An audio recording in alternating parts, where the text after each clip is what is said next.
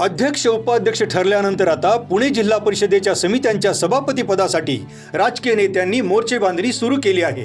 दौंड तालुक्यातील वीर धवल जगदाळे यांना अध्यक्ष आणि आंबेगाव तालुक्यातील विवेक वळसे पाटील यांना उपाध्यक्ष पदाची संधी देण्यात आली। त्यानंतर आता जिल्हा परिषदेच्या समित्यांचा प्रश्न उपस्थित राहतो। येत्या 2 एप्रिलला या निवडी पार पडणार आहेत। स्वर्गीय अजित पवार यांच्या अकाली निधनानंतर पक्ष एकसंध ठेवणे हे पक्षश्रेष्ठींसमोरचं प्रमुख आव्हान आहे। त्यामुळे प्रत्येक निर्णय हा अतिशय महत्त्वाचा समजला जातो आहे। ज्या तालुक्यांमध्ये राष्ट्रवादीच्या जास्त जागा निवडून आल्यात आणि ज्यांना अध्यक्ष उपाध्यक्ष पदाची संधी मिळाली नाही अशा तालुक्यांना सभापती पदाची संधी दिली जाण्याची शक्यता आहे। या सगळ्यात खेड तालुक्याला यंदा कोणत्या समितीवर संधी मिळणार, चला पाहूया।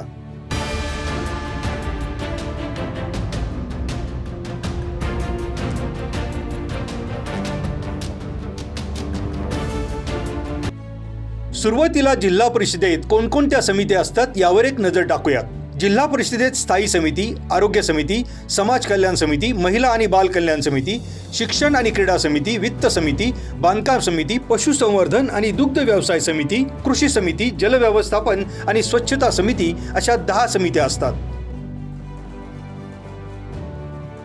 स्थायी समिती, जलव्यवस्थापन आणि स्वच्छता समिती यांचे सभापती पद हे जिल्हा परिषदेच्या अध्यक्षांकडेच असते। उरलेल्या समित्यांचे सभापती पद मिळवण्यासाठी राष्ट्रवादीच्या आजी-माजी आमदार आणि जिल्हा परिषदेत सदस्यांच्या हालचालींना वेग आला आहे। यंदाच्या जिल्हा परिषदेच्या निवडणुकीत खेड तालुक्यात राष्ट्रवादी काँग्रेसला अपेक्षेप्रमाणे यश मिळालं नाही। पश्चिम पट्ट्यातून समीर सुपे, भामा खोऱ्यातून शरद बुट्टे पाटलांच्या पत्नी सुनीता बुट्टे पाटील आणि चाकण औद्योगिक वसाहत परिसरातून गणेश बोत्रे असे 8 पैकी अवघे 3 उमेदवार जिल्हा परिषदेच्या निवडणुकीत विजयी झाले। गेल्या वेळी म्हणजे 2017 मध्ये राष्ट्रवादी काँग्रेसच्या रेटवडी पिंपळगाव गटातून निर्मला पानसरे आणि चरोली खुर्द कुरळी गटातून दीपाली काळे अशा 2 जागा येऊनही पुणे जिल्हा परिषदेच्या अध्यक्षपदाचा मान निर्मला पानसरे यांच्या रूपाने खेड तालुक्याला मिळाला होता। यापूर्वी वेळोवेळी खेड तालुक्याला वेगवेगळ्या समित्यांवर सभापती पदाची संधीही मिळत आलेली आहे। मागील 2007 आणि 2012 या 2 निवडणुकांचा जरी संदर्भ घेतला तरी खेड तालुक्यात राष्ट्रवादीला भरघोस यश मिळत होते। 2007 मध्ये 7 पैकी 4 जागा राष्ट्रवादीने खिशात घातल्या होत्या। त्यामध्ये नायफड वाशेरे गटातून अरुण चांबारे, वाडा कडूस गटातून यमुना उभे, वाकी बुद्रुक पाईट गटातून शरद बुट्टे पाटील, नाणेकरवाडी चाकण गटातून अरुणा खराबी अशा 4 जागा राष्ट्रवादीने जिंकल्या होत्या। 2012 मध्ये 7 पैकी 6 जागांवर राष्ट्रवादीचे उमेदवार निवडून आले होते। त्यामध्ये नायफड वाशेरे गटातून मंगल चांबारे, वाडा कडूस गटातून अशोक शेंडे, राजगुरुनगर रेटवडी गटातून रोहिणी राक्षे, नाणेकरवाडी चाकण गटातून सुरेश कोरे, कुरळी मरकळ गटातून शांताराम सोनावणे आणि वाकी बुद्रुक पाईट गटातून सुरेखा ठाकर हे 6 सदस्य विजयी झाले होते। पण तरीही स्वर्गीय सुरेश कोरेंच्या उपाध्यक्ष पदाचा अपवाद वगळता समित्यांच्या सभापती पदावरच तालुक्याची कायम बोळवण केली जात होती। आतापर्यंत तालुक्यातून राष्ट्रवादी काँग्रेसकडून शरद बुट्टे पाटील आणि अरुण चांबारे यांना जिल्हा परिषदेच्या कृषी आणि पशुसंवर्धन या समित्यांच्या सभापती पदावर काम करण्याची संधी मिळाली आहे। कदाचित त्यामुळेच गतवेळी अवघ्या 2 जागा निवडून आलेल्या असूनही तालुक्याला अध्यक्षपदाचा मान मिळाला असावा। तत्कालीन आमदार दिलीप मोहिते यांच्या राजकीय वलयाचं ते फलित होतं असंही म्हणायला हरकत नाही। परंतु त्यावेळची राजकीय परिस्थिती वेगळी होती। आता ती परिस्थिती राहिलेली दिसत नाही। माजी आमदार दिलीप मोहिते विधानसभा निवडणुकीत मोठ्या फरकाने पराभूत झाले।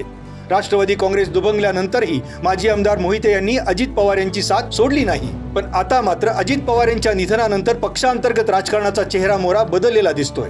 त्यामुळे माजी आमदार दिलीप मोहिते यांच्या शब्दाला आता आधीसारखा मान मिळेल का यावर प्रश्नचिन्ह आहे। तालुक्यात सध्या शिवसेना उभाटा पक्षाचा बोलबाला दिसतोय, तशी प्रत्यक्षदर्शनी आकडेवारी बोलते। जिल्हा परिषदेचे 8 पैकी 5 सदस्य ठाकरे सेनेचे आहेत। या निवडणुकीत कडूस गटातून तनुजा घनवट, रेटोडी गटातून दीप्ती भोगाडे, पिंपळगावतर्फे खेड गटातून विजयसिंग शिंदे, मेदनकरवाडी गटातून गणेश आरगडे आणि कुरळी गटातून विनया मुंगसे या 5 सदस्यांनी बाजी मारली।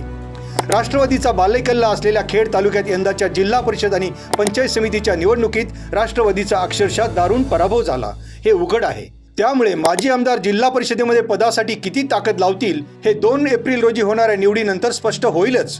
परंतु माजी आमदारांनी डीपीसी बरोबरच अन्य विभागांकडून तालुक्यासाठी निधी मिळवण्यावर फोकस केल्याचं वरकरणी दिसून येते। दिवंगत उपमुख्यमंत्री अजित पवार यांच्या निधनानंतर पक्षाची सूत्रे नव्याने स्वीकारलेल्या उपमुख्यमंत्री सुनेत्रा पवार जिल्हा परिषदेतील विषय समित्यांच्या सभापतींची निवड करणार असल्याचं पक्षाचे जिल्हा अध्यक्ष राजेंद्र कोरेकर यांनी स्पष्ट केलं। त्यामुळे समितीचे सभापती निवडताना कोणते निकष लावले जाणार DPC निधी वाटपाचा संदर्भ या निवडीमध्ये घेतला जाईल का आणि खेड तालुक्याला यंदा जिल्हा परिषदेच्या विषय समिती सभापती पदाचा मान मिळणार का? या सगळ्याबाबत तुम्हाला काय वाटतं? कमेंट्स करा. व्हिडिओत वेळ झाली इथेच थांबण्याची. धन्यवाद. Political report, Khed times.